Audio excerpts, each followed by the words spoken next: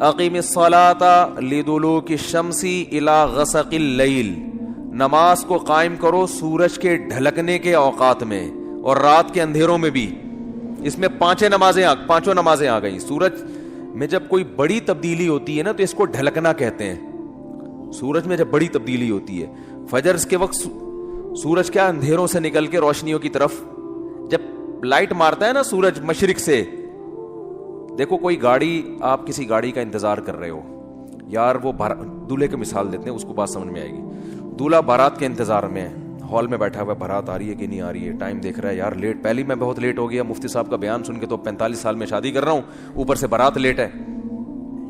تو وہ فوراً دیکھتا رہے گا کہ بھئی ایک دم بسوں کی لائٹیں جو ہے نا گلی کے نکڑ پہ بس نظر نہیں آتی، لائٹنگ پہلے ہوتی ہے نا، لائٹنگ سے اندازہ ہو جاتا ہے کہ اب بارات پہنچنے والی ہے. پھر پٹاخے وٹاخے بعد میں.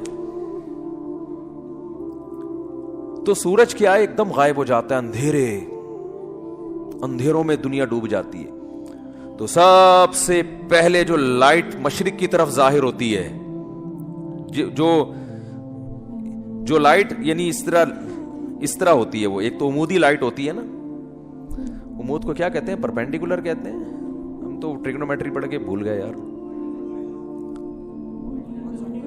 ہاں ہاریزونٹل، میں لفظ بھول گیا، ہم نے بہت پڑھی ہے. ہاریزونٹل ایک ہوتا ہے، پرپینڈیکولر ایک ہوتا ہے بیس کہتے ہیں اس کو. بال چھوڑو، ٹریگنومیٹری پھر بعد میں پڑھیں گے. بھی ایک لائن، ایک روشنی یوں آتی ہے، پھر ایک روشنی ایسے. جو یہ روشنی ہے نا اس کو صبح کاذب کہتے ہیں. صبح کاذب، یہ جھوٹی صبح ہے، یہ اس کی علامت نہیں کہ سورج آ رہا ہے ابھی. اس کے بعد جب ایک دم افق پہ مشرق کی طرف آسمان کے کنارے پہ جو ایسے لائٹ پھیلتی ہے نا، یہ وہ والی لائٹ ہے جو بارات آتے وقت ٹرک جو بس مارتی ہے نا لائٹ، اب یہ آ گئی ہے. اس سے پہلے تو کوئی سگریٹ پی رہا تھا یا کیا کر رہا تھا. تو اس کو کہتے ہیں صبح صادق، سچی صبح. وہ پہلے والی صبح سے دھوکا ہوتا ہے کہ شاید سورج نکل رہا ہے، وہ اس لیے اس کو صبح کاذب کہا جاتا ہے. اور اس کے بعد آتی ہے صبح صادق. تو وہ جو لائٹ مشرق کی طرف پھیلتی ہے نا ایسے لمبائی میں، وہ اس کی علامت ہوتی ہے کہ وہ اندھیرے ختم. ایک دم سورج ایک ڈھلکنا شروع ہو رہا ہے نا، ایک دنیا میں ایک بہت بڑی چینجنگ آ رہی ہے.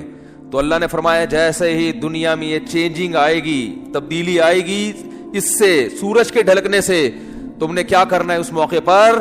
نماز قائم کرنا ہے، اپنے رب کو یاد کرنا ہے. میرا رب مجھے رات کے اندھیروں سے نکال کے دوبارہ، کتنی بڑی خدا کی قسم، یہ سورج کا طلوع ہونا اتنی بڑی نشانی ہے اللہ کے وجود کی.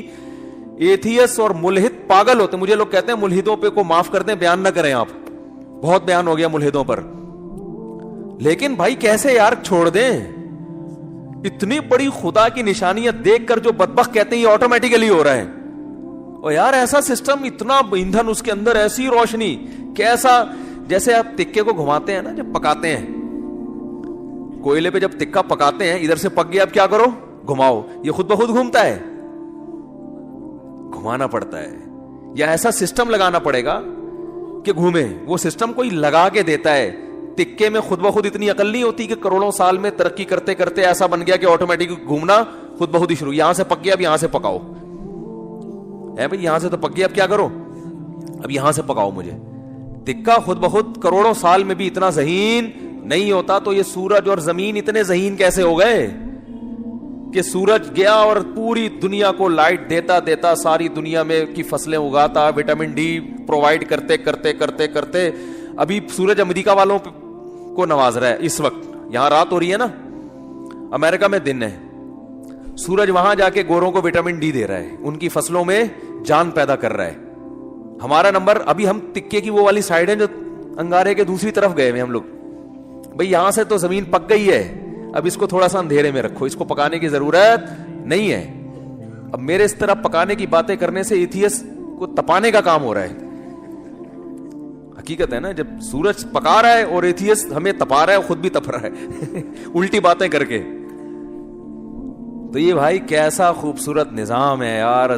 سورج کا جو طلوع ہے نا، خدا کی قسم یہ اللہ کی بہت بڑی نشانی ہے. لاکھوں کروڑوں سال ہو گئے سورج کی حرکت میں کوئی تبدیلی نہیں ہو رہی. کتنا بڑا آگ کا ایندھن ہے, آگ کا ایندھن زمین سے لاکھوں گنا بڑا. اتنی آگ, اتنا ایندھن کہاں سے آ گیا؟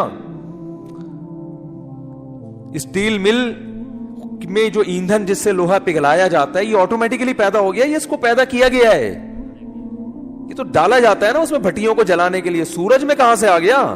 اتنی آگ برسا رہا ہے, اور ایسی لائٹ ہے اس کی کہ آپ جب سورج کی روشنی ہوتی ہے آپ کے ہزار وولٹ کے بلب فیل ہو جاتے ہیں, پتہ ہی نہیں چل رہا ہوتا کہ جل رہے ہیں کہ بجھ رہے ہیں. تو کیا تن تناتا ہوا شان کے ساتھ مشرق سے نکلتا ہے.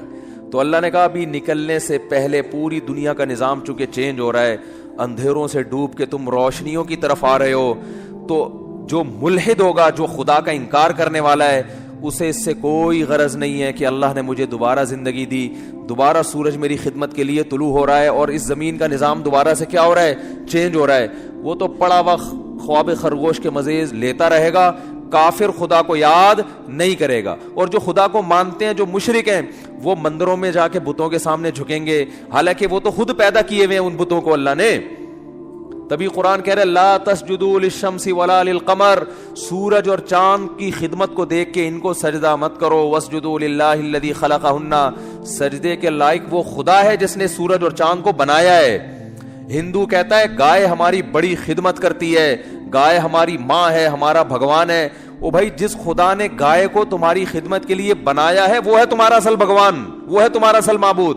یہ گائے بنی نہیں ہے, بنائی گئی ہے. ایک میکینک نے گاڑی بنا کے آپ کو گفٹ دے دی, گاڑی کا شکریہ ادا کر رہے ہو آپ, ہیں بے وقوفی ہے یا نہیں ہے؟ ایک سائنٹسٹ نے گاڑی بنائی اور آپ کو دے دی, لو بھائی چلاؤ. ریوو بنائی, ریوو اس لیے کہہ رہا ہوں کہ مثال تو اچھی دینا آدمی. میں نے کہا ہے نا کہ دیکھو بعض لوگ, دیکھو غریب ہونا تو کوئی برائی ہے نہیں, ہمارے نبی صلی اللہ علیہ وسلم دنیا کے مسکین تھے. سوچ کا غریب ہونا کیا ہے؟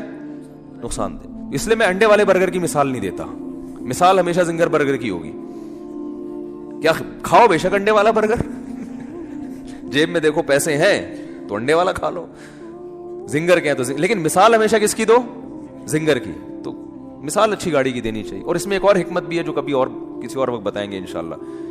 تو آپ کو کسی نے, کمپنی نے ریوو دے کے نا آپ کو گفٹ دے دی, لے بھائی